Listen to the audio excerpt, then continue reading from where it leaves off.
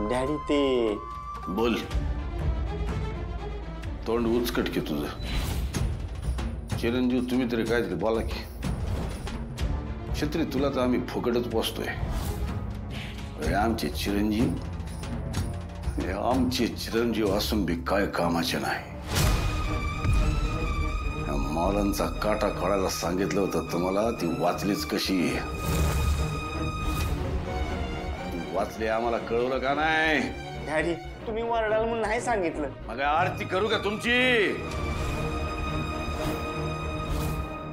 Daddy सगळ्याच गोष्टी आपल्या विरोधात चालल्यात, पण तरीही तुमच्या जामिनाची तरतूद केली मी.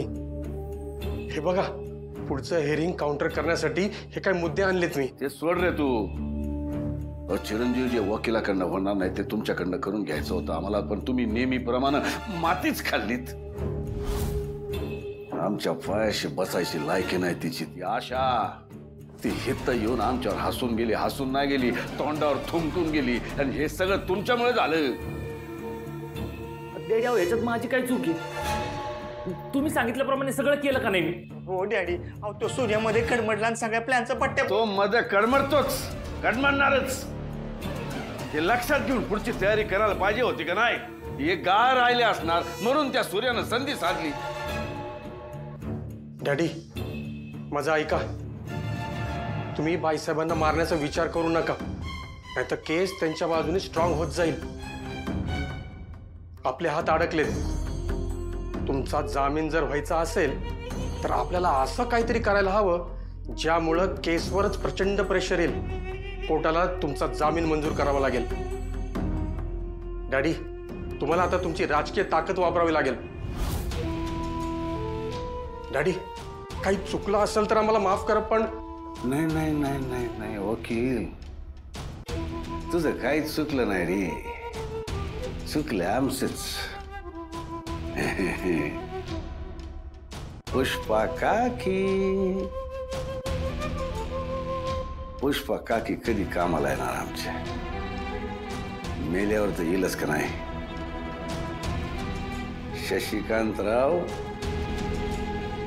पुष्पा काकीची डेड बॉडी मार्गी लावण्यासाठी तुम्ही आम्हाला मदत केली होती, आठवतं का तुम्हाला? नाही का आठवलं? आम्हाला आठवलं. आता हा हुकमाचा यक्का बाहेर काढणार. अंदाज घ्यायचा प्रयत्न केला आम्ही, पण काय उलगडा व्हायना झालाय आजी. उलट मोठ्या त्वरात म्हणतोय, आला नाही तर तुम्हाला मागत पडेल. आजी जेलमध्ये राहून बी जालिंदरचा माच काय जायना झालाय.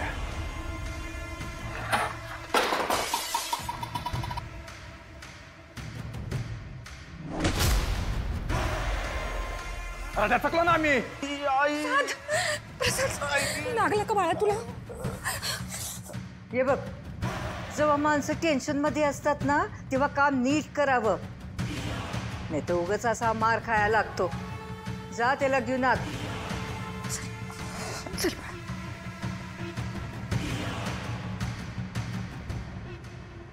शशिकांतराव, अहो वड्याचं तेल वांग्यावर कशापायी काढताय? एवढा जोर असेल तुमच्या अंगात ना तर त्या हरामखोर जालिंदरला वटणीवर आणा.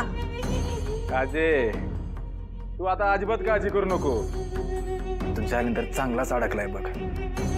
ती वकिलीन बाई कालिंदी, ती काय त्याला आता सहजासहजी सोडत नाही बघ. चुकताय तुम्ही. अहो गुन्हेगार सुटला ना म्हणजेच राजकारणी लोकांचं भलं असतं कधी कधी. तो जालिंदर तर जाणार आहे आत, पण सोबत तुम्हासनी नेलं नाही म्हणजे मिळवली. हे बघा, त्याला तुम्ही भेटायला जाणार आहात ना तेव्हा नीट खबरदारी घ्या. कोणाला कळणार नाही एवढं बघा. वय अजय.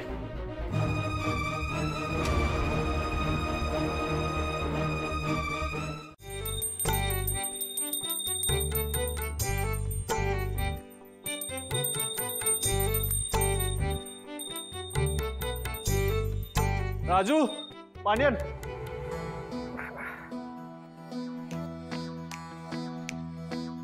दादा आज लवकर आला. वय राजू आणि तुळजा नाही आले अजून. नाही ना, त्यांची एसटी लेट झाली म्हणून त्यांना यायला उशीर होईल. येतीलच थोड्या वेळ. अरे सूर्या नग लय काळजी करू, येतील त्या. दादा, धनुदीदी आली होती. होय. लयच काळजीत होते.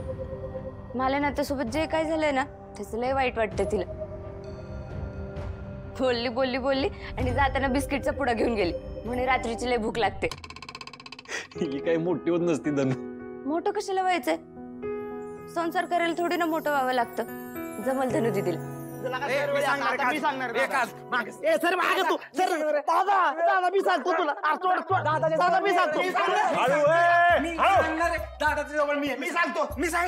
सांगा कोणीतरी, सांगा. सगळ्या दोघांनी एकत्र सांगा. सांगा काय झालंय. दादा, तो आमदार शशिकांत सोबत जालिंदरला भेटायला गेला होता. काय? हो. कशासाठी? ते नाही कळलं दादा, पण ते आपले रामभाऊ आहेत ना टपरीवाले, त्यांनी बघितलं होतं त्याला. आमदार साहेब यश बदलून गेले होते, पण रोजच्या बघण्यातला असल्यामुळं टपरीवाल्यानं ओळखला. दादा, अख्ख्या गावात सगळीकडे ही चर्चा चालू आहे बघ. तू सरनोबत कशासाठी भेटला असं? डॅडी आता नक्की कुठला डाव टाकायच्या माग आहेत?